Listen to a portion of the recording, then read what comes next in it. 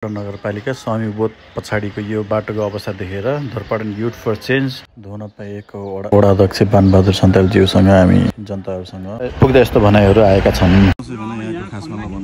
समस्या त अब यस्तो पानी ताल परे हैन, अनि अब तपाईको के हुन्छ भने यस्तो अहिलेको केटाहरूले अब तपाईहरु युवकहरूले अगाडि बढाउनु भएको छ, यो कुरालाई अगाडि बढाउनु भयो भने तपाईहरुलाई धेरै राम्रो हुन्छ। त्यसको साथसाथमा हामीले पनि तपाईहरुलाई साथ सपोर्ट दिन्छौं र यो ठेकदार चाहिँ एकदमै लाचारी भयो। हामीले 1000 जति सम्पर्क गरेर एक गते 2 ता 3 ता 1 गते गइसक्यो, अहिलेसम्म चाहिँ यो ठेकदार चाहिँ आएनन्। यिनलाई चाहिँ कहाँ छन् के छन् सम्पर्कमा हाम्रो जेनजी भाइहरू अब बाबुहरूले अब सबै निकायले चाहिँ सम्पर्क गर्दा राम्रो होला। ल यही हो मेरो धन्यवाद, नमस्कार। समस्या त हाम्रो टोलमा त मिटिङ राख्यो भने 2-5 जना हाम्रो भन्दा मान्छे उपस्थिति हुँदैनन्। अब यस्तो अराजक टिम भएर हाम्रो खानेपानीमा हामी सङ्घर्ष गरिरहेछ। त्यो उसको फोहोरको ढलको बारेमा हामीले पानी अस्ति यहीँ पाइप हालौँ कसरी हुन्छ, सबले प्रत्येक घरले 5-10 रुपियाँ उठाएर पनि पाइप हालौँ र यसको समस्या समाधान गरौँ। यो पाइप पुर्न लागि जेसिबी ल्यायो, ओडाले जेसिबी पठायो नि त। त्यो यस्तो नाली खन्ने भनेर होइन नि त, यो त पुरेर सबै सफा गरेर उता त सफा भइसक्यो, उता सफा भइसकेको छ। यो 1 घर 2 घर 3 घर 4 घरको मात्र किन यसरी थुप्रो त्यहाँ? यो 4 घरको अराजकता हो कि हाम्रो टोलको अराजकता हो? ल भन्नुहोस् त। हाम्रो टोलले त गर्नसम्म गरिरहेछौँ। मेरो झकप्रसाद बिक तठप्जा बिक। यो बाटो निर्माण अधीन छ। यो तल्लो बाटो, यो बजारको तल्लो पछिपट्टिको बाटो निर्माण अधीन छ। त्यो भएको कारणले गर्दा हामी टोलबाट हुने अब सरसफाइमा हामीले ध्यान दिइराखेकै छौँ। अब यो कागजहरू जस्तै प्लास्टिक जन्नेहरू झाडा लगाएर उठाएर टिपेर फाल्ने काम पनि भएकै छ। टोलले के गति गर्नु सक्यो त्यो गरिरहेकै छ। तर के भएको छ भने यो पुरानो संरचना भएकै कारणले गर्दा त्यो पाइपबाट यो भाँडा माझेको जुठ्यानको पानी पनि तलपट्टि आएर जमेको छ। यो पनि समस्या देखेको छ। यो टोललाई 2-4 घर अथवा यो टोल नै भनौँ, अब 2-4 घर मात्रै भनेर पनि भएन, टोललाई नै कुरूप बनायो क्या यसले। त्यो भएको कारणले गर्दा फेरि यही टोलवासीहरूले होइन कति बेला बन्छ, यो बाटो निर्माण अधीन बाटो हो, छिटो बन्नु पर्यो, नबनेसम्म यो बाटोकै कारणले गर्दा निर्माण अधीन भएको कारणले गर्दा यो छिटो निकास निस्किन्न र यस्तै रहिरहन्छ। ठेकदार आएर छिटो काम यहाँ सुचारू गर्नु पर्यो भन्ने कुरा आएपछि मैले फोन गरेँ। ठेकदार गुल्मीको हुनुहुन्छ, उहाँलाई फोन गरेपछि म 4 दिन पछाडि आएँ दाइ भन्ने कुरो थियो। चुराबहादुर केसी हो उहाँको नाम, चुराबहादुर केसी। आउँछु भनेको अझैसम्म आउनु भएको छैन।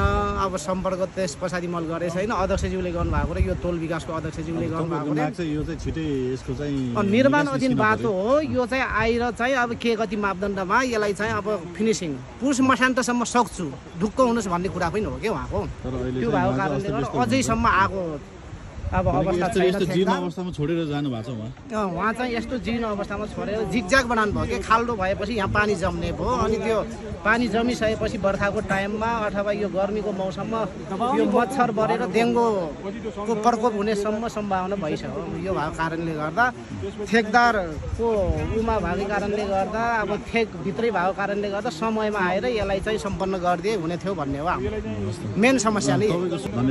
धन्यवाद। अब टोलवासीहरू चाहिँ एकदम आकर्षित हुनुभयो। अब अहिलेसम्म त एकदम सम्झाइ बुझाइ हामी चाहिँ सबै मिलेर गरे हो। त्यो यता काम गर्न पनि ढिलो भयो होइन। अहिले हामी फिल्डमा छौँ होइन।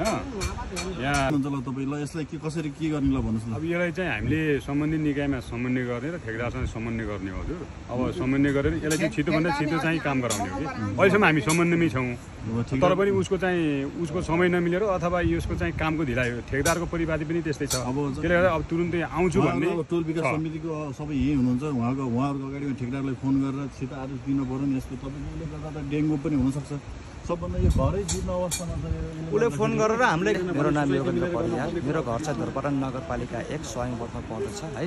म चाहिँ अहिले धरपाटन युथ फर चेन्जको प्रतिनिधित्व गरेर आएको छु। यहाँ स्वयंबोध तल चाहिँ एकदमै यो बाटोकोलाई एकदम समस्या भएको कारणले गर्दा यहाँ ढलहरू एकदम जम्मा भएर विभिन्न रोगहरू लाग्ने पनि भएको कारणले गर्दा यो ठाउँ चाहिँ धेरै समय नबनेको कारणले गर्दा आज हामी बाध्य भएर वडा अध्यक्षले लिएर आएको छौँ र यहाँ देखाएको सानो छलफल पनि गऱ्यो यहाँतिर है।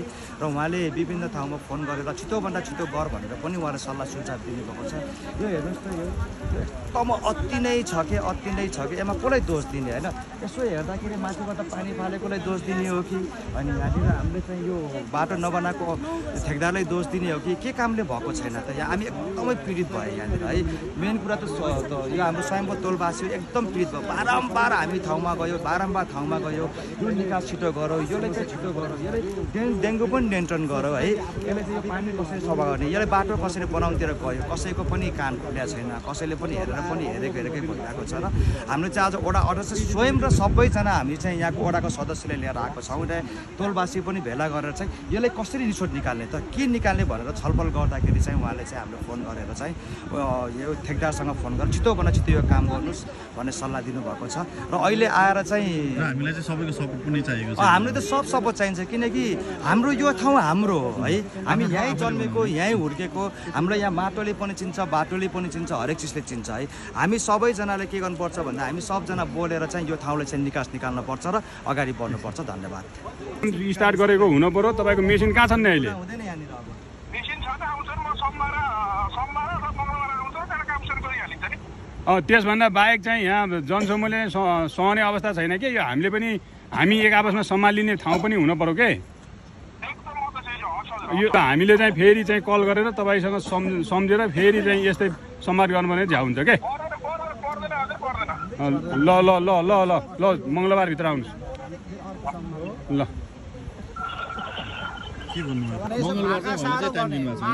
मङ्गलबारभित्र म चाहिँ त्यहाँ